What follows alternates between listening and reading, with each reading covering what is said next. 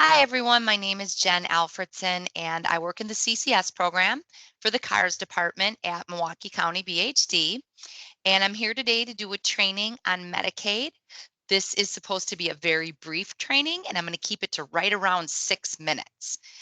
The training is about Medicaid, and it's intended for CCS staff to learn some basics about Medicaid and how it affects the CCS program.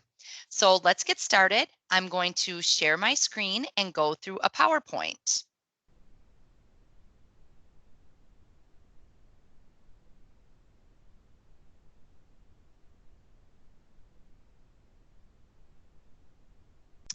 Medicaid is also known as T19 or medical assistance.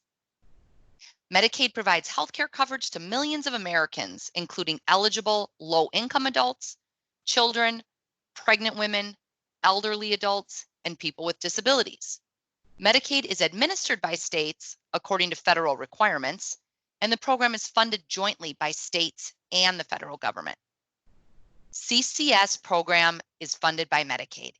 It's very important to understand what Medicaid is in order to verify that every consumer in the CCS program does have the proper Medicaid prior to them entering the program, and we check it on a regular basis. It's also important to understand the billing rules that are required by Medicaid, rounding guidelines, which services are billable to Medicaid and which are not, travel billing, and every case note needs to include a place of service, a date of service, start time of service, and the duration of the service in units utilizing your proper rounding guidelines. So in order to know that a consumer has Medicaid that makes them eligible for CCS, it is very important to understand that there are multiple types of Medicaid. And in order for a consumer to be eligible for CCS, they need to have full coverage Medicaid. So here are some examples of full coverage Medicaid. Yes to CCS, Medicaid, Medicaid for SSI, Medicaid waiver, Badger Care Plus standard plan, Medicaid purchase plan. I also want to clarify that any full coverage plan can have an additional clarification of either HIPSA recipient or no copay.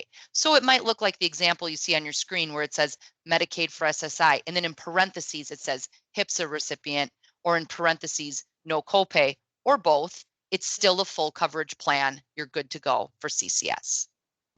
Now, these are partial coverage Medicaid plans, and the answer is no to CCS. These plans do not cover the CCS program. Specified low-income Medicare beneficiary, qualified Medicare beneficiary, family planning only services, and spend down. I also want to clarify here that if a consumer has a full coverage plan, they're eligible for CCS. If the consumer has another plan that's on the list for partial coverage, that does not apply and it does not negate the full coverage CCS plan. So an example might look like this: Badger Care Plus standard plan, qualified Medicare beneficiary. Those two plans might be right in a row when you run your inquiry. In this example, the person above is eligible for CCS because they have the Badger Care Plus standard plan. That is full coverage. The QMB plan does not apply to the CCS program and does not, but it doesn't negate the full coverage that the consumer has. So just real quickly, I just want to say something about Medicare because people oftentimes confuse Medicaid and Medicare.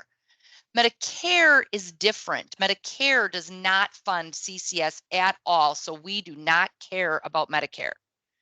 Medicaid and Medicare are different forms of government health insurance. So don't get caught in the trap of thinking that the consumer is all good to go for CCS if you see Medicare. Now, when you're running an inquiry for Medicaid, the inquiry can be run for a period of 1 year. You could run it from today's date last year to today's date this year to discover if there's been any lapse in service over the past year. But when a new consumer is coming in to the CCS program, we want to make sure they have current Medicaid and that they're going to have it moving forward. So you want to run that inquiry from today's date through today's date of next year. If that inquiry does show Medicaid for a full year, That would indicate that they're on a full coverage Medicaid benefit that automatically renews. But if that Medicaid shows an end date sometimes this year, this means that the renewal needs to occur ahead of time. And this discovery should be made clear to the consumer's care coordinator to make sure that that care coordinator can follow up in 30 to 60 days prior to the expiration. I am just going to say right here that if it's a brand new consumer coming in and the Medicaid is going to expire by the end of this month, it's something that you should follow up on before you continue with the intake. Now, there are Medicaid HMOs, and CCS consumers might be enrolled in a Medicaid HMO. But the HMO does not fund CCS, so it does not matter which HMO the consumer is enrolled in. The HMO does fund other services, though, that the consumer might utilize through Medicaid. So it is important to meet and have communication with the HMO care manager. There are Medicaid rounding guidelines that everyone needs to get familiar with. You're going to find these rounding guidelines in our FAQ, frequently asked questions. This is a document that is found in the SharePoint. The rounding guidelines are number 27 in the SharePoint in the FAQ document. Which services are billed to Medicaid and which are not? These rules will also be found in the FAQ document in SharePoint. Number 13. And billing travel to Medicaid. These rules can also be found in the FAQ in SharePoint number 25 on the FAQ. So in summary, the most important thing to understand is that CCS services are billable to Medicaid, as Medicaid is the consumer's health insurance. If the consumer does not show up for a visit, you cannot bill their health insurance. The travel code can only be billed when a CCS service occurred. If you're traveling to a service, you can bill Medicaid for your travel time. But if that service doesn't happen, you cannot bill Medicaid for the service because it didn't happen, and you cannot bill Medicaid for the travel because you didn't travel to a service that happened. So don't bill travel if the service or visit did not happen. Thank you.